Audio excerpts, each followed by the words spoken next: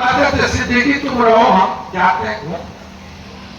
और घूम के आते थे, कहते थे जानते हो पटना सिटी में एक छोटे से मकान में मुस्लिम परिवार का 30-40 आदमी कैसे दुबकते हैं।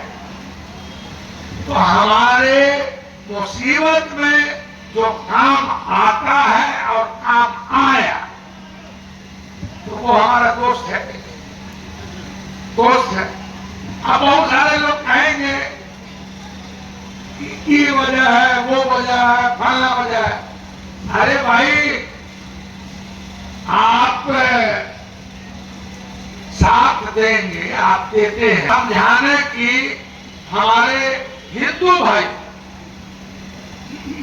हिंदू भाइयों को ज्यादा सेकुलरिज्म क्या है, सोशलिज्म क्या है, कॉन्स्टिट्यूशन क्या है, हमारे पुरखों का इतिहास क्या है, अगर इस चीज को हम नहीं बताएंगे, खाली वैसी बात बोल दें तो जिसमें दे देना ताली, उसे क्या। तो अब भारतीय जनता पार्टी को तो अपने चुनाव आयोग के तरफ से तो ये लिस्ट जारी कराना चाहिए कि बताओ कितना बांग्लादेशी तुमने पकड़ा, कितना तुमने रोहिंग्या को पकड़ा, कितना तुमने पाकिस्तानी को पकड़ा, और अगर जब नहीं पकड़ा तब देश के जनता के सामने माफी मांगे कि हम माफी मांगते हैं, समझे कि नहीं, हम राज करने के लायक नहीं हैं, हम जो है संविधान का इज्जत नहीं किया है, हम अगर इज्जत से चले जाइए, हट जाइए तो कोई बात नहीं, मगर जो थेथर होता है, हमारे अध्यात्म में एक कहावत है कि थेथरा की करे, जानते हैं कि नहीं आप लोग? बोलेगा थेथरा की करे, थेथरा बोलता अल्लाह जुट्टा खाई छी पी के रही छी। समझे?